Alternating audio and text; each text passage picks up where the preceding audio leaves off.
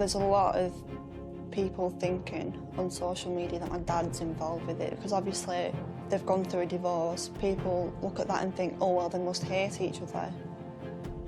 But they clearly didn't. Carly Rain, who lives in Australia, fell in love with a young man she met online. Although her family noticed abnormalities in their relationship, no one could have predicted what would happen at the end of their 18-month romance. In our first case today, we will discuss the young woman's story and witness a diabolical plan. We will also delve into the mysterious disappearance of Lindsay Birbeck, whose final moments were caught on camera, and uncover the horrific place where she was found. Brace yourselves. We're stepping into the crime scene now.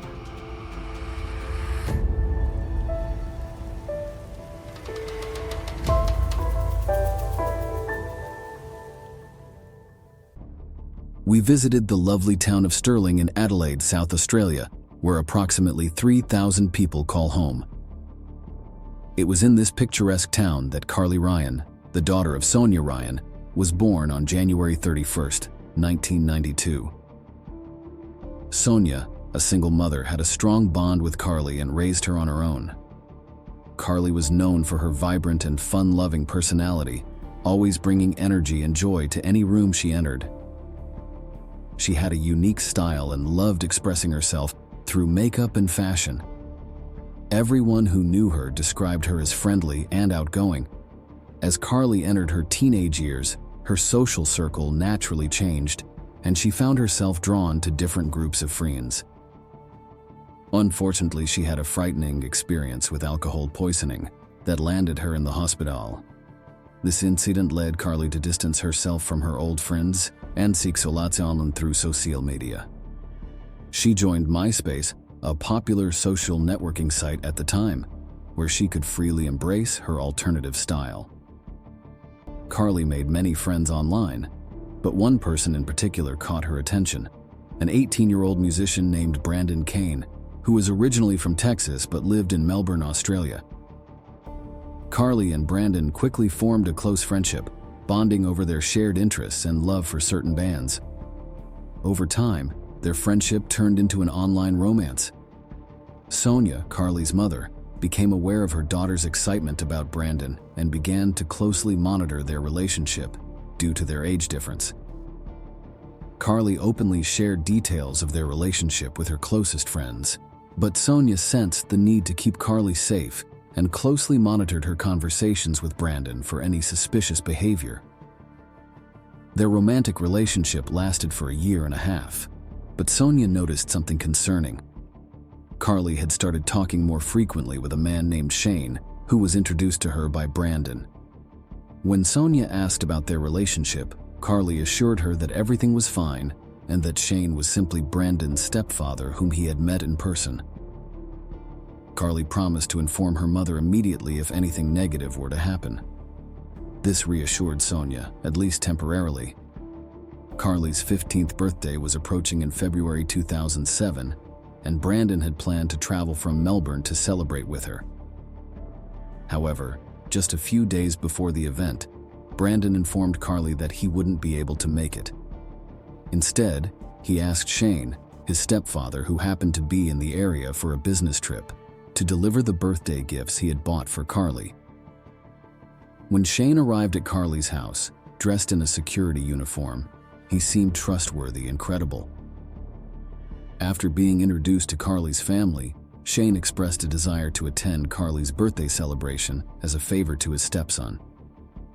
The party took place the next day, with friends and family gathering to celebrate this special occasion. However, Sonia couldn't help but notice Shane's strange behavior during the event.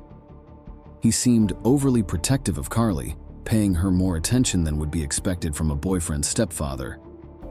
To add to the confusion, Shane and Carly even went shopping together after the party, raising eyebrows among Carly's family. The next morning, Sonia discovered Shane lying on Carly's bed, right on top of her. It was clear that something was seriously wrong, and Sonia quickly ordered him to leave her house. After Shane left, Carly confided in her mother, revealing that he had made sexual advances towards her, trying to touch and kiss her. Carly stood her ground and refused his advances, emphasizing her love for Brandon. Sonia also learned about the birthday gifts Brandon had bought for Carly, which consisted of underwear and nurse uniforms, further unsettling her. It was clear that these gifts were highly inappropriate for a 15-year-old girl. With her eyes fully open to the danger her daughter faced, Sonia decided to closely monitor Carly's online activities. She shut down Carly's social media accounts, confiscated her cell phone, and sent a stern email to Shane, warning him to cease all contact with Carly or face severe consequences, including legal action. However, as any parent knows, where there's a will, there's a way when it comes to bypassing rules. Carly managed to maintain contact with Brandon without her mother's knowledge. On February 19, 2007, Carly told her mother that she was going to visit some friends and would be back home that evening. Sonia hugged her tightly at the door as Carly left, and Carly requested multiple hugs before finally saying, "I love you, Mom," and walking away. However, Carly never returned the next day, and Sonia grew increasingly worried.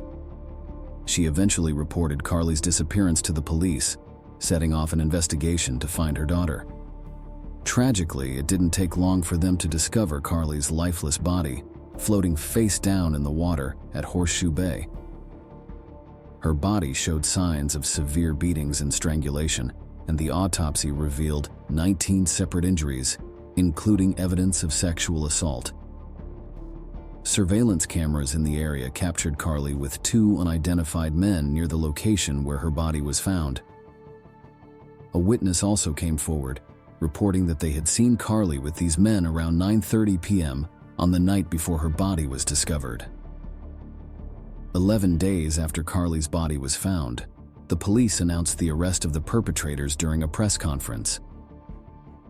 Gary Francis Newman, a 50-year-old man, and his teenage son, whose identity was protected due to his age, were taken into custody.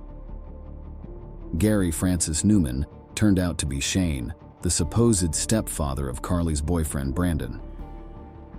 Shane was actually a fictional character created by Gary to lure young girls online. Gary used his teenage son to communicate with these girls over the phone and ultimately convinced them to meet in person. When Carly rejected Gary's advances at her birthday party and expressed her love for Brandon, Gary felt rejected and returned to Melbourne. From there, he devised a plan to have his son meet Carly. Unfortunately, Carly was too infatuated with the idea of meeting Brandon, whom she thought was a handsome musician, to see through the deception. Despite the incident on her birthday, Carly felt compelled to lie to her mother and meet Brandon at a nearby beach. Shortly after Carly's murder, the police raided Gary Newman's home and found evidence that he had been communicating with a 14-year-old girl at the time. They discovered a notebook with over 200 different nicknames that Gary had used while chatting online with young girls, including the names Brandon and Shayna. He had pages filled with usernames and passwords, leaving no evidence of anyone named Shayna. Gary, a divorced father of 3, had an unsettling obsession with young girls and had spent the past few years engaging in phone conversations with them. He lived with his 17-year-old adopted son, whom he involved in Carly's murder, to support his fabricated story. Initially, Gary denied ever meeting Carly and vehemently denied killing her, but the evidence spoke otherwise. Records of the 18 months of communication between Gary and Carly, including social media messages and lengthy phone conversations, painted a damning picture. During the trial, Gary admitted to communicating with Carly, but insisted that he had no sexual intentions and merely wanted to play a fatherly role in her life. He claimed that he wanted Carly to feel supported and believed he was on her side. 3 years after Carly's murder, Gary Francis Newman stood before the court and was found guilty on all charges, receiving a life sentence without the possibility of parole for a minimum of 29 years. His son, who had played a role in Carly's murder, was acquitted of all charges due to being a minor, and therefore, his identity was kept confidential.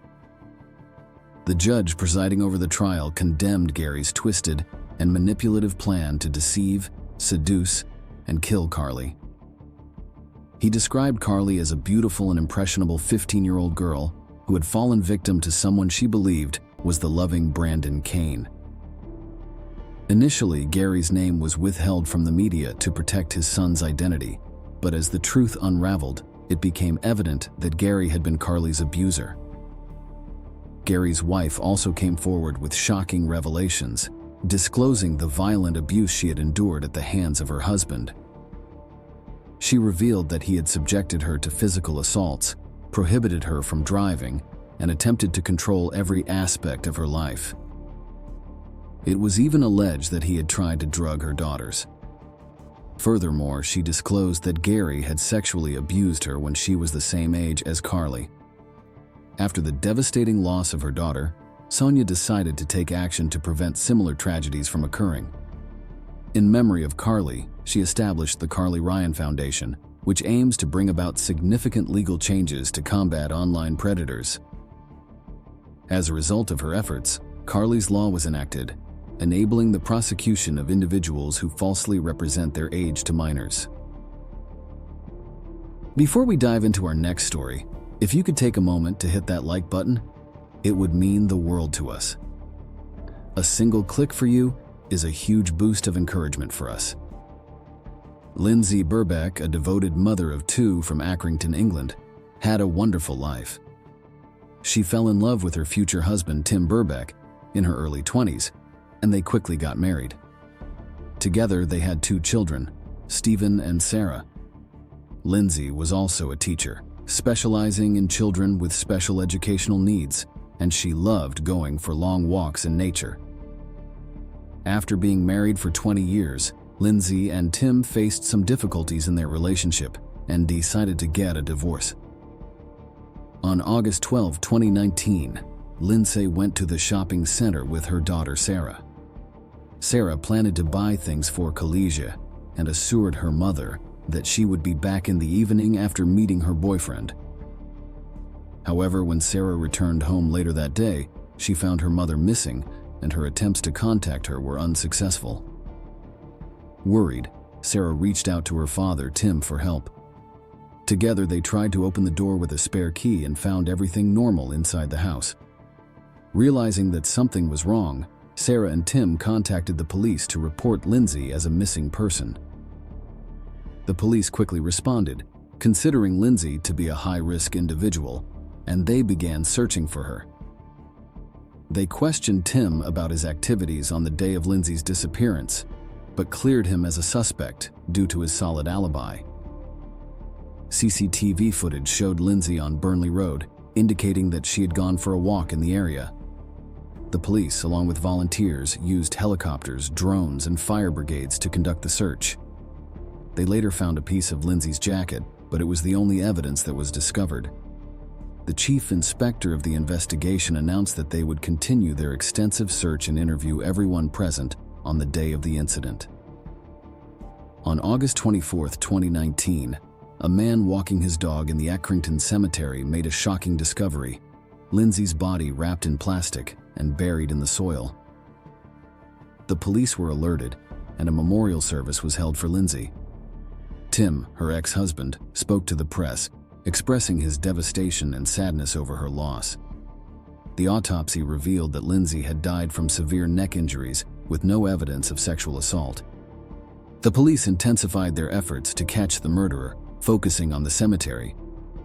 During the search, they found a pair of gloves and a saw containing Lindsay's blood on the outside and a male DNA profile on the inside. The plastic wrapping the body also had grass from a different location, indicating that Lindsay had been killed somewhere else.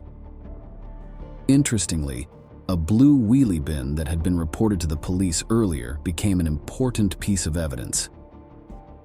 5 days after Lindsay's disappearance, surveillance cameras captured a young man pushing a blue wheelie bin down Burnley Street. The police released the images to the public, leading a witness to come forward. They claimed to have seen a lone man in the area. Another CCTV footage showed a teenager walking along the same street on August 17th.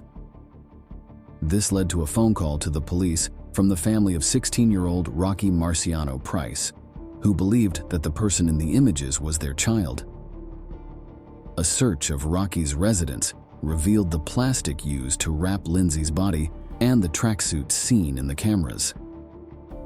Rocky's DNA also matched the items found at the cemetery. Rocky, a student with learning difficulties and an IQ of 65, lived with his family and had no prior convictions.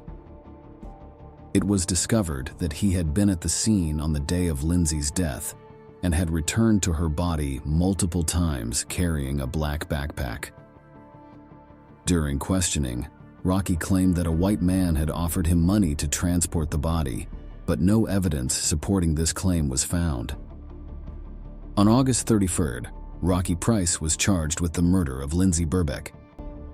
He appeared in court on September 2nd, where he admitted to hiding the body but denied the murder charge. Lindsay's funeral took place with over 200 people in attendance.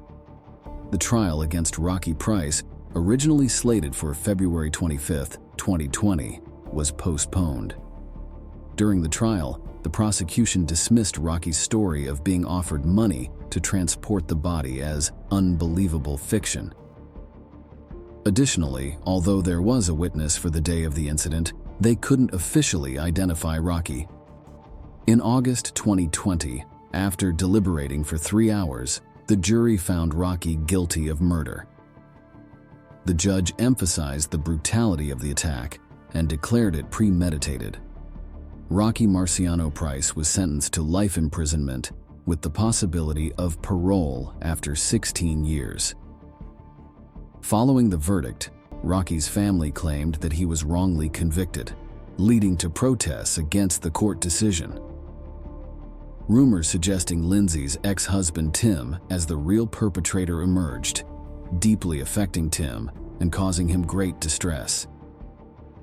He vehemently denied these accusations, calling them abhorrent.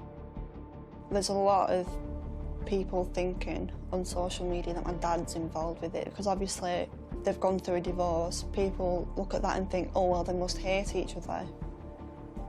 But they clearly didn't. Before we conclude this video, please be aware that the video on the left may be disturbing. It is recommended for adult viewing only. On the right, you'll find a playlist of videos that have been highly appreciated by our viewers.